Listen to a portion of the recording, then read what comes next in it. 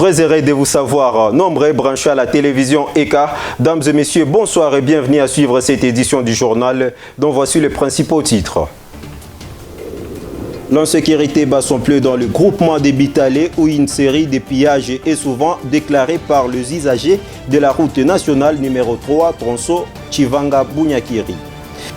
Et en éducation, l'acteur sociopolitique David Chikuru appelle le gouvernement à beaucoup de réflexions avant de lancer la gratuité au niveau secondaire sur l'étendue du territoire national. Ceci suite aux propos du ministre de la Communication et des Médias sur la possibilité d'étendre la gratuité. On en parle dans ce journal.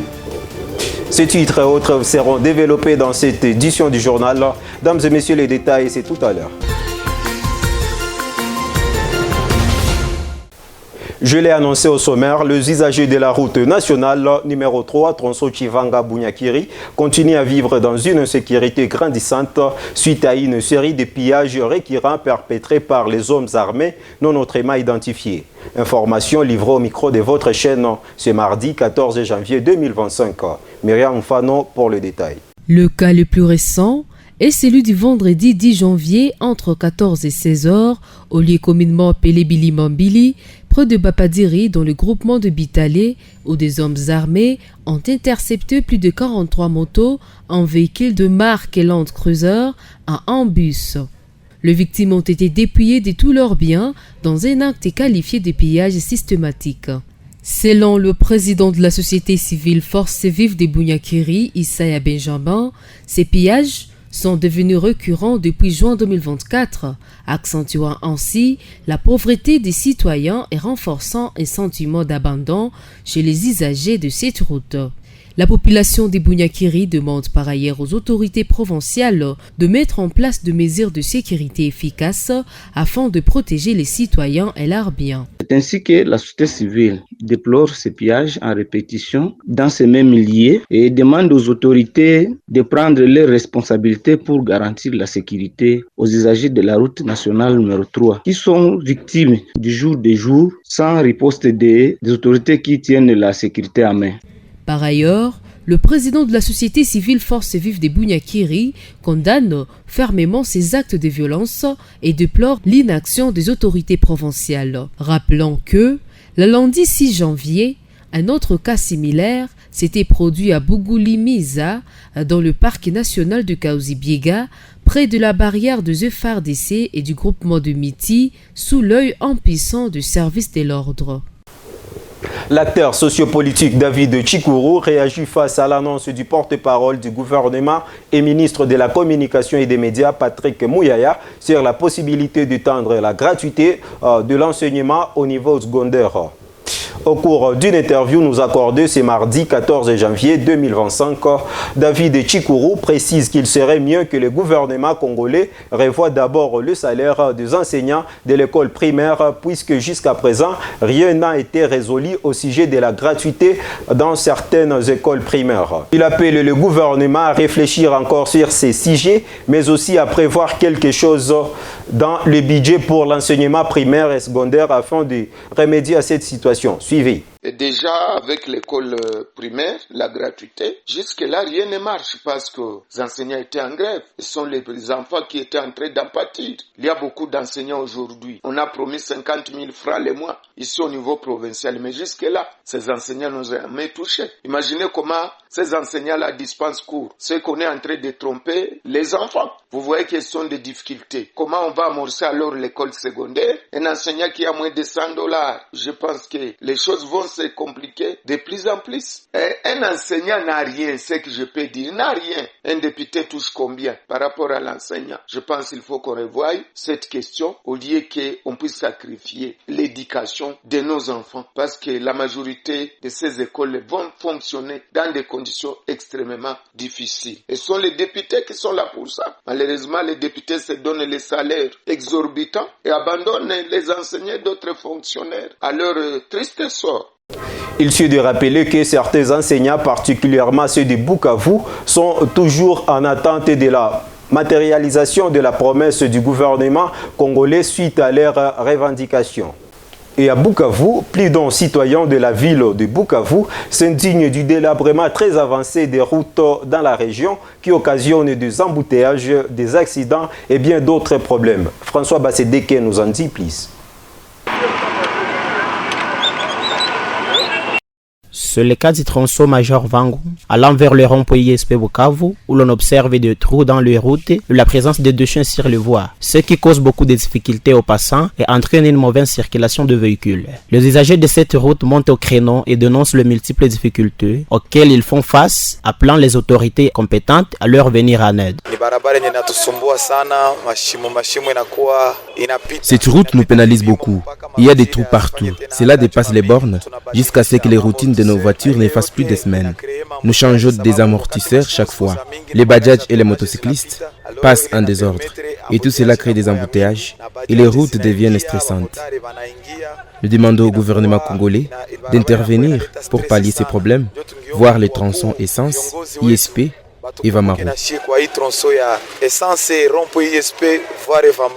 Rappelons qu'il n'y a pas longtemps, la population de Bukavu a également dénoncé la dégradation de la route du tronçon de la place de l'Indépendance vers les grands marchés de Kadutu sans résultat positif. Et parlons infrastructure dans cette édition du journal. La société civile Force Vive de Chirunga alerte sur le délabrement des routes de dessert agricole dans les différents coins du territoire des Kabaré en province du Sud Kivu. Une situation qui est à la base des accidents des circulations routières ces derniers temps dans cette contrée. L'information livrée au micro de votre chaîne ce lundi 13 janvier 2025. Plus de commentaires avec Pacifique Mouézé. Le cas le plus récent est celui enregistré dans l'avant-midi du vendredi 10 janvier où un camion venant des Kabaré pour la ville de Bukavu avec à son bord des personnes et des morceaux d'arbres s'est renversé au niveau des Rukwindi dans le groupement de Bugobe. Aucune perte de vie humaine n'a été enregistrée. Le président de cette structure citoyenne, Innocent Nyakura, précise que les accidents de circulation routière sont devenus répétitifs dans plusieurs coins du territoire des Kabaré, en particulier dans les groupements de Chirunga et celui de Bugobe, suite à l'état de délabrement des routes de dessert agricole. Selon lui, cet énième cas d'accident dont l'origine est le mauvais état de la route reliant le groupement de Chirunga et Bugobe à la ville de Bukavu interpelle les autorités locales et provinciales sur la nécessité urgente de sa réhabilitation. Nous, comme société civile, on s'inquiète par rapport au silence des autorités par rapport à la réhabilitation des tronçons routiers et des déserts agricoles dans les territoires de Kabaré. Le groupement de Bugobe, c'est un groupement dans lequel l'on exploite latérite qui sert donc la construction des autres routes dans la province, mais curieusement, ces tronçons routiers est vraiment laissé à son triste sort. Vous allez aussi vous rappeler que sur ces mêmes tronçons routiers, il y a donc une barrière qui a été érigée pour mobiliser les fonds pour assurer sa réhabilitation, mais malheureusement des fonds dont la destination reste inconnue. C'est pourquoi nous invitons en tout cas les autorités tant locales que provinciales à prendre conscience et réhabiliter ces tronçons routiers et donc d'intérêt capital. Il s'y est de signaler qu'à part les groupements de Chirunga et Bugobe, plusieurs autres groupements du territoire des Kabaré font face à ces défis. De plus, la desserte agricole permet d'exploiter des ressources naturelles dans cette partie de la province du Sud Kivu, comme la territe sur la colline Nyamirangwe, un groupement de Bugobe, d'où la nécessité de réhabiliter ces routes. Et le partage équitable et proportionnel des postes de responsabilité au sein du gouvernement provincial et la gestion orthodoxe pour le développement de la province, l'annulation des arrêtés portant nomination des cadres et agents au gouvernorat de la province et la fin d'acharnement de l'AFDC allié contre la famille présidentielle. C'est l'objectif des manifestations organisées par plusieurs membres de l'UDPS Tshisekedi ce mardi 14 janvier au gouvernorat à la Botte. Reportage Agathe Moudekereza.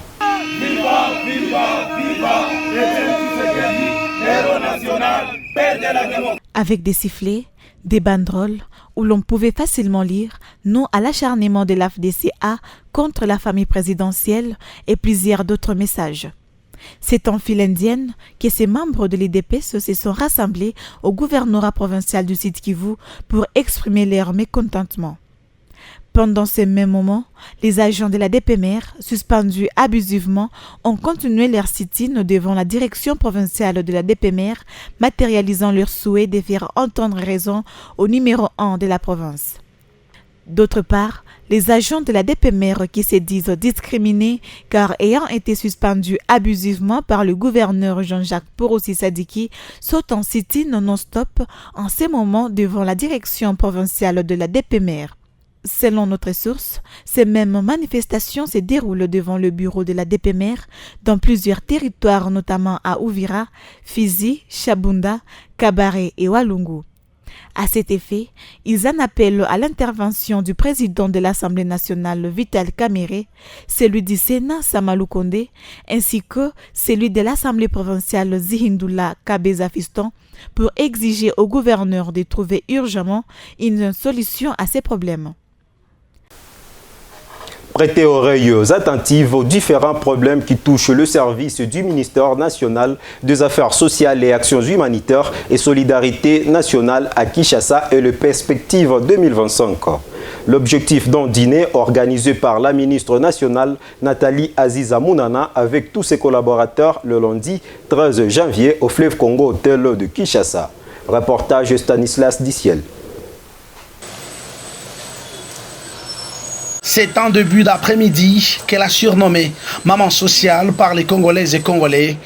La ministre des Affaires sociales, Action humanitaire et Solidarité nationale, Nathalie Aziza Mounana, va faire son entrée dans cette salle du Fleuve Congo Hôtel ce lundi 13 janvier 2025, toute souriante, au regard clair derrière ses lunettes, saluée par ses hommes et femmes, tous collaborateurs de son ministère. Une fête. Échange de vœux de l'an 2025 qu'elle va organiser 6 mois après sa prise de fonction pour enfin prêter oreille attentive aux problèmes des différents services de son ministère, dont le plus commun reste celui de bureaux, maisons et parcelles spoliées par des particuliers. Dans son speech, Madame Nathalie Aziza Mounana n'a pas manqué de montrer sa détermination dans sa récupération des maisons et parcelles de l'État sur l'étendue du territoire national. Les provinces de Kinshasa et Sud-Kivu étant le premier à être touchées par la rigueur de la loi, avant d'appeler ses collaborateurs au travail et à une évaluation trimestrielle. Je tenais vraiment à ne pas rater cette occasion pour vous dire que cette année, je vais m'arranger, je vais recevoir tout le monde, au fur et à mesure bien sûr, et je souhaiterais vous rencontrer, faire l'évaluation tous les 3 mois. Pour voir qu'est-ce qu'on a fait, qu'est-ce qu'on a réussi, est-ce qu'on ne pouvait pas réussir plus, qu'est-ce qu'on a raté et pourquoi on a raté. Cette évaluation, j'en ai besoin au quotidien, mais tous les 3 mois, je souhaiterais qu'on puisse se rencontrer comme ça, peut-être toute la journée, faire l'évaluation, qu'on puisse entendre, qu'on puisse se voir, j'en ai besoin, et c'est là où je serai informée le plus possible pour pouvoir offrir le meilleur de moi-même. Que Dieu vous bénisse.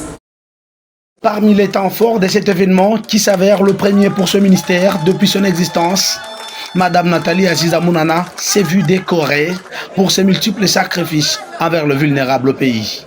Non, c'est symbolique, peut-être que vous ne savez pas. Ne voyez pas le gilet, mais il faut voir le message.